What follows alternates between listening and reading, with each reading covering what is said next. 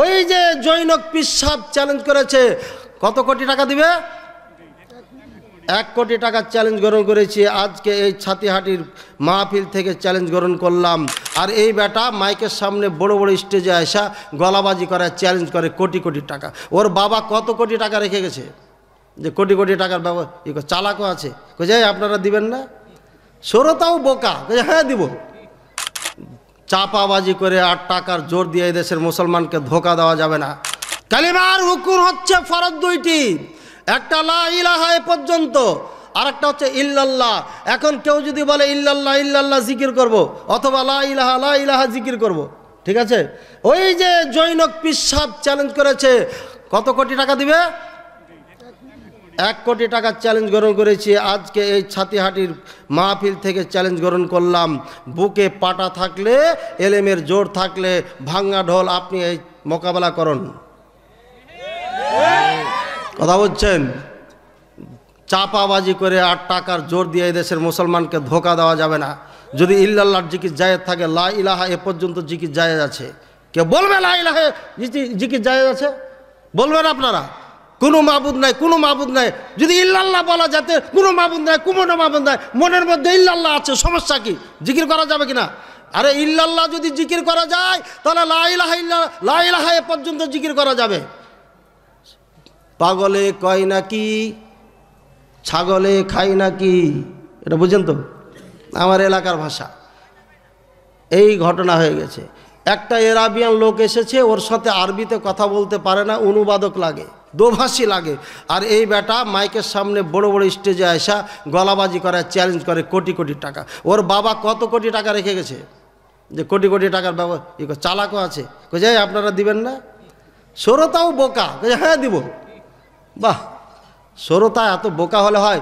আরে যে জিকির আল্লাহ রসুল করে নাই, করতে বলে নাই, যে জিকির সাহাবারা করে নাই, সাহাবারা করতে বলে নাই, যে জিকির আইম্মে কেরাম করে নাই, করতে বলে নাই, 4 মাযহাবের কোন ইমাম করে নাই, করতে বলে নাই, ওই জিকির কেমনে 1400 বছর পরে আমার আর জায়েজ হয়ে যায়? আল্লাহর কসম, এই জিকির করলে বেঈমান হয়ে যাবে। এটা জিকির না, কালেমাকে অস্বীকার করা। এটা পণ্ডিত করে আপনি বুদ্ধি খাটাচ্ছেন। এই যে ভাই ভাত দেন, ভাত দেন, শুধু ডাল দিয়ে না, শুধু ডাল না, কি যেন এরকম উদাহরণ দিচ্ছে। বেশি বুদ্ধিমান হয়ে গেছেন না? পৃথিবীতে কোনো আলেমে দিনে কথা বলে না, হানাফি মাযহাবের কোনো বিদ্বান এই কথা বলে নাই জিকির করতে হলে লা ইলাহা ইল্লাল্লাহ, জিকির করতে হলে আলহামদুলিল্লাহ, জিকির করতে হলে সুবহানাল্লাহ, জিকির করতে হলে আল্লাহু আকবার। কোরআন সুন্নাতে যে জিকির আছে সেটা করো না। ফাযকুরুল্লাহ কামা আল্লামাকুম, আল্লাহর জিকির করো যেমনে শিখিয়েছে এমনে করো। আল্লাহ বলছেন যে জিকির করো, কি লা ইলাহা ইল্লাল্লাহ 100 বার পড়লে এত নাকি? হ্যাঁ, আর আপনি একেবারে জাঙ্গিয়া প্যান্ট পরে একেবারে লাফাইতে লাগলেন, লা ইলাহা ইল্লাল্লাহ, লা ইলাহা ইল্লাল্লাহ, ইল্লাল্লাহ ইল্লাল্লাহ করে হবে নাকি? উচ্চারণ নাই, ঠিক নাই। ইল্লাল্লাহ করতে করতে করতে, আল্লাহ আল্লাহ করতে করতে হু হু হু হু এক শেষ। ভাইয়ের আমার, নাজাত প্রাপ্ত দলকে দেখাচ্ছি, কালিমার বাইরে চলে গেছে, রুকুন একটা বাদ দিয়েছে, নাজাত প্রাপ্ত দল থেকে আউট হয়ে গেছে। কালিমার হচ্ছে দাবি কয়টা? 3টা। কয়টা? 3টা দাবি যদি বলতে যাই এবার 1000-এ 1জন পাওয়া কঠিন হয়ে যাবে। 3টা দাবি বললে পারে জেল হাজত হতে পারে, সুলি হতে পারে। এই 3টি দাবি বলার কারণেই আবু জাহাল, উতবা, সাইবা, আবু লাহাব, মুহাম্মদুর রাসূলুল্লাহ যাকে আল আমিন বলে মক্কাবাসী ডাকত, ওই সমস্ত মানুষেরা আল আমিনকে সবথেকে বড় মিথ্যক উপাধি দিয়েছিল, কাযযাব বলেছিল। এই মানুষগুলো যারা আল আমিন বলে চিৎকার করত, যারা মোহাম্মদকে নিয়ে ফখর অহংকার গৌরব করত, তারা কাযযাব বলেছিল। কাযযাব বলা হয় নাই বলছে কবি বলেছিল, তারপরে হয় না বলছে এটা জাদুঘর, তারপরে বলছে তাও না, বরঞ্চ কি মাজনুন। দেখছে মাজনুন না, তখন লাস্টে বলছে এ হচ্ছে বড় মিথ্যুক। বড় মিথ্যুক বলে দিলে তার কিছু লাগে না। 4টা গালি দিত আমাদেরকে। আমার ভাইয়েরা 4টা গালি দেয়। ওরা হচ্ছে লামাজাবি, ওরা হচ্ছে গায়রে মুকাল্লিদ, ওরা হচ্ছে ওহাবি, ওরা হচ্ছে কি আহলে খাবিস। বলেন নাউযুবিল্লাহ। যেই মৌলবি আহলে খাবিস বলবেন, ওকে বলবেন খাবিস মানে কি? আমরা তো জানি বেবিচার, বেবিচার। খাবিস মানে বেবিচার। যদি এই কথা যদি আমার জন্য প্রযোজ্য না হয় তাহলে যেই মৌলবি বলবে সেই মৌলবি ওই জারদ হয়ে যাবে, ঠিক না? ঠিক। আহলে হাদিস সবাই কি জারদ?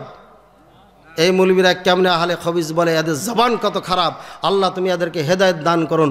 আল্লাহর কসম, নবী করিম সাল্লাল্লাহু আলাইহি ওয়াসাল্লাম বলেছেন, কেউ যদি কোনো মুসলিমকে গালি দেয়, ওই গালিটা ঘুরে যায়, যাওয়ার পরে খুঁজে এই লোকটা হকদার কিনা, যদি হকদার না হয় এটা ঘুরতে ঘুরতে ওই লোকের কাছে এসে লেগে যায়। কোনো ব্যক্তি যদি কাউকে কাফের বলে, ও যদি কাফের না হয় উল্টা ও সে কাফের হয়ে যায়। আমাদেরকে যারা খবিস বলে গালি দিয়েছে, আল্লাহর কসম খেয়ে বলছি, আল্লাহর প্রতি বিশ্বাস রেখে বলছি, আমাদের মা খালারা এমন বাজার ঘোরা ছিল না, আমাদের মা খালারাকে কেউ দেখে বেড়াতো না, কোনো পরপুরুষের সামনে যেত না। আল্লাহর অশেষ মেহরবানি, আমাদের ফ্যামিলিও তাই, একেবারে সীসার মধ্যে আবৃত যেমন থাকে সেভাবেই আছে। আমরা পরিষ্কার, আমরা পবিত্র। সুতরাং যারা আমাদেরকে গালি দিবে তারাই হচ্ছে এই গালির অধিকারী। কামা তাদিন তুদান, জৈসা করনা ওইসা ভরনা, যেমন কর্ম তেমন ফল, ঠিক আছে ভাইরা আমার। এবার চলে গেলাম কালিমা নিয়ে। তিনটি কথা, এটা বলা যাবে না। এটা বলার কারণে 10,000 নবীকে হত্যা করা হয়েছে, এটা বলার কারণে জাকারিয়া আলাইহিস সালামকে হত্যা করেছে, এটার কারণে ইয়াহইয়া আলাইহিস সালামকে হত্যা করেছে, এটার কারণে ঈসা আলাইহিস সালামকে হত্যা করতে চেয়েছিল, পারে নাই, এটার কারণে মুহাম্মদ সাল্লাল্লাহু আলাইহি ওয়াসাল্লামকে হত্যা করতে চেয়েছিল, পারে নাই, এটার কারণেই সুমাইয়াকে হত্যা করা হয়েছে, এটার কারণে বেলালকে প্রহার করা হয়েছে, এরই কারণে সমস্ত মুসলমান যারা হত্যা হয়েছে এটার কারণেই হয়েছে, যারা ইসলামের জন্য যুদ্ধ জেহাদ করেছেন। আমি যদি এই তিনটা বলতে যাই হয়তো আমারও সুলি ফাঁসি হতে পারে, ঠিক না? ঠিক হলে কি হবে? আমি তো এই বক্তব্য দিয়ে নেটে ছেড়ে দিয়েছি, ভাইরা এটা শুনে নেবেন। তিনটা দাবি, তিনটার একটা দাবি যদি না থাকে, আপনি মুসলিম না, ফেরকায়ে নাজিয়াতে না। আমি মানিকগঞ্জে এই আলোচনা করেছিলাম, কয়েক হালি ওখানে ইমাম ছিলেন, ইমাম সাহেব বললেন হুজুর এই আলোচনাটা গোটা বাংলাদেশের মসজিদে হওয়া দরকার। ভাইয়ারা আমার, আলোচনা তো এটাই যে সবাই গ্রহণ করবে, কোনো ব্যক্তির নাম ধরে না, কোনো দলের নাম ধরে না। যখন কালিমাটাকে বুঝিয়ে দিলাম, প্রত্যেকটি ইমাম সাহেব বললেন এই আলোচনা গোটা বাংলাদেশের মসজিদে হওয়া দরকার, কারণ কালিমা সম্পর্কে আমরা বুঝি না। কথা বুঝছেন? এই কালিমার আলোচনা নবী করিম সাল্লাল্লাহু আলাইহি ওয়াসাল্লাম 10 বছর করেছেন মতান্তরে। বুঝাতে পারলাম? এই তিনটি দাবি কালিমার অবশ্যই শিখে নেবেন আপনার হুজুর থেকে, আপনার ওলা ইমাম থেকে। যদি না শিখতে পারেন তাহলে কোনোদিন আমরা পারলে শিখিয়ে যাব ইনশাআল্লাহ। আমি ফেরকায়ে নাজিয়া দেখাচ্ছি, যারা কালিমার এই দাবি পূরণ করে নাই, যারা কালিমার 8টি শর্ত পূরণ করে নাই, যারা 2টি রুকনের 1টি পরিহার করেছে, এরা কেউ ফেরকায়ে নাজিয়া না। পেয়েছেন? এবার চলে যাই আল্লাহ সম্পর্কে। এবার প্রশ্ন, আল্লাহ কোথায় আছেন? আল্লাহ প্রতি ঈমান এনেছি না, বুঝে সুঝে তো ঈমান আনতে হবে। আমরা সহজ করে দিচ্ছি, বাকি কোরআন পড়বেন দেখবেন সহজ হয়ে গেছে, একেবারে ইজি। আল্লাহ পাক রব্বুল আলামিন কোথায় আছেন? নাকি সব জায়গায় বিরাজমান? মুমিনের কলবে? ভাইয়ারা আমার, আল্লাহ পাক রব্বুল আলামিন ওপরে আছেন, আরশের ওপরে আছেন, 1 নম্বর। 2 নম্বর, ওপরে আছেন যতগুলো কোরআন এবং হাদিস আছে সব জায়গায় বলছেন ওপরে আছেন। আমি নোট করেছি কোরআন থেকে, এই ডায়েরিতে লেখা আছে, এখানে 22টি মোট আয়াত উল্লেখ করেছি। 22টি আয়াত স্পষ্ট করে বলছে আল্লাহ পাক রব্বুল আলামিন ওপরে আছে। পৃথিবীর সমস্ত আহলুস সুন্নাহ ওয়াল জামাতের উলামায়ে কেরাম বলেছেন আল্লাহ পাক রব্বুল আলামিন ওপরে আছে। এর ব্যতিক্রম যারা মনে করে আল্লাহ সব জায়গায় বিরাজমান, এটা হচ্ছে কুফরি মতবাদ। এ বিশ্বাস করলে নির্ঘাত কাফের হয়ে যাবে। কিন্তু আমরা এরপরও কাফের ফতোয়া দিচ্ছি না। যদি মনে করে আল্লাহ পাক রব্বুল আলামিনের আসমান জমিনে কোথাও জায়গা হচ্ছে না, তাহলে পারে কোথায়? বলে মুমিনের কলবে, কুলুবুল মুমিনিন আরশুল্লাহ, মুমিনদের কলব হচ্ছে আল্লাহর আরশ। এই জাল হাদিস যারা বক্তব্য দিয়ে এই দাবি করে, এই সমস্ত মুসলমান যারা, এরা কাফের হয়ে যাবে। কিন্তু আমি কাফের ফতোয়া দিচ্ছি না, এটা হচ্ছে কুফরি মতবাদ। এই বিশ্বাস করলে নির্ঘাত সে কাফের হয়ে যাবে। ইমাম আবু হানিফা রাহিমাহুল্লাহ বলেছেন, কেউ যদি এই কথা মনে করে আল্লাহ কোথায় আছেন আমি জানি না, তাহলে পারে ও ব্যক্তি কাফের, ও ব্যক্তি কাফের, ও ব্যক্তি কাফের। কে বলেছেন? আবু হানিফা রাহিমাহুল্লাহর সিস্টেমে মানহাজে এদেশের আমাদের ভাইয়েরা নাই, যার কারণে আমাদের সাথে গণ্ডগোল। এবার ভাইয়েরা আমার, আকীদাগত বিষয়ের মধ্যে এটা আল্লাহ পাক রব্বুল আলামিন নিরাকার, ঠিক না? নিরাকার নাকি? আল্লাহর হাত আছে, আল্লাহর পা আছে, আল্লাহর চোখ আছে, আল্লাহ শুনেন। দেখেন এখানে কিন্তু আমি কান আছে কথা বলি নাই, আমি কি বললাম? আল্লাহ শুনেন, আল্লাহর হাত আছে, পা আছে, চোখ আছে, শুনেন, আল্লাহর চেহারা আছে। আল্লাহ পাক রব্বুল আলামিন সমস্ত জান্নাতীরাকে দেখাবেন। জান্নাতীদের সবথেকে বড় নিয়ামত যে আল্লাহকে দেখা যাবে, যে আল্লাহর হাত আছে, যে আল্লাহর পা আছে, যে আল্লাহর চেহারা আছে, যে আল্লাহ শোনেন, যে আল্লাহ দেখেন, যে আল্লাহ হাসেন, যে আল্লাহ রাগ হয়ে যান, গোসা এসে যায়, ওই আল্লাহ পাক রব্বুল আলামিনকে নিরাকার বলা যাবে? একটি আয়াত না, অগণিত কোরআনে কারিমের মাঝে আয়াত আছে, হাদিসে অভাব নাই। জৈনক মৌলবী বলতেছেন আল্লাহ কোথায় আছেন এই প্রশ্ন করা যাবে না, আর খুব মজা নিয়ে কথা বলছেন। মনে করেন শুনুন, এই লোকটি সহিহ মুসলিমের হাদিসকে অস্বীকার করেছে। সহিহ মুসলিমের মধ্যে স্পষ্ট হাদিস, নবী করিম সাল্লাল্লাহু আলাইহি ওয়াসাল্লাম একজন দাসীকে জিজ্ঞাসা করছেন, ইয়া আমাতাল্লাহ আইনাল্লাহ, এ আল্লাহর বান্দী আল্লাহ কোথায়? তখন সে বলল, কালাত আলাস সামা, আল্লাহ আসমানের ওপরে আছে। আল্লাহ নবী সাল্লাল্লাহু আলাইহি ওয়াসাল্লাম বললেন, আতিকা ফাইন্নাহা মুমিনা, একে স্বাধীন করে দাও, এটা মুমিনা মেয়ে। এই মেয়েটি যদি মেয়েটি যদি নবী করিম সাল্লাল্লাহু আলাইহি ওয়াসাল্লামকে বলতেন আল্লাহ সব জায়গায় বিরাজমান, এই মেয়েটি যদি বলতো আল্লাহ মুমিনের কলবে, তাহলে নবী করিম সাল্লাল্লাহু আলাইহি ওয়াসাল্লাম কখনো তাকে মুমিনা বলে সাক্ষ্য দিতেন না।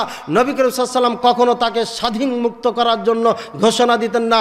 নবী করিম সাল্লাল্লাহু আলাইহি ওয়াসাল্লামের স্বাধীন বলে ঘোষণা করা, মুমিনা বলে আখ্যায়িত করা, এটা প্রমাণ করে এই দাসীটির প্রশ্নের উত্তর সঠিক ছিল, তাই তাকে মুমিনা বলে নবী করিম সাল্লাল্লাহু আলাইহি ওয়াসাল্লাম আখ্যায়িত করেছে। এই দেশের পেটভার মৌলবি, এই দেশের অজ্ঞ মূর্খ মৌলবিরা বলে, জৈনক মৌলবি স্পষ্ট এমন বক্তব্য তো বলেছে আল্লাহ কোথায় আছেন এ প্রশ্ন করা যাবে না। এই মৌলবি জাহেল, এই মৌলবি মূর্খ, আর বক্তব্য শোনা যাবে না। বক্তব্য শুনলে নির্ঘাত বেঈমান হয়ে যাবেন। ভাইয়েরা আমার, আল্লাহ পাক রব্বুল আলামিন বুঝার তৌফিক দান করুন। আকীদার মধ্যে এমন মানুষ ফেসে আছে যা ভাষায় বর্ণনা করা যাবে না।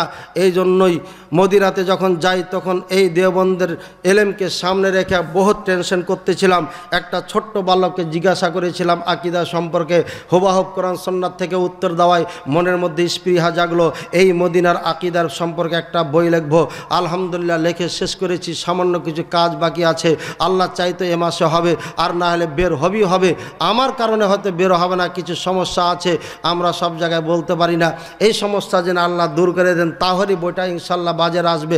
আর সব আকীদাকে, আরবি যত আকীদার বই আছে সেখান থেকে খুঁজে খুঁজে বের করে এখানে উল্লেখ করেছি। এই বইটার উপরে কেউ যদি আপনার গবেষণা চালায় আর এই অনুযায়ী যদি ইসলাম বা আকীদা বিশ্বাসকে সে ধারণ করতে পারে, নির্ঘাত ফেরকায়ে নাজিয়ার একজন হবে, নিশ্চিত সে জান্নাতি দলের একজন হবে, এতে কোনো সন্দেহ নাই ইনশাআল্লাহ। সবার কাছে আমি দোয়া কামনা করছি।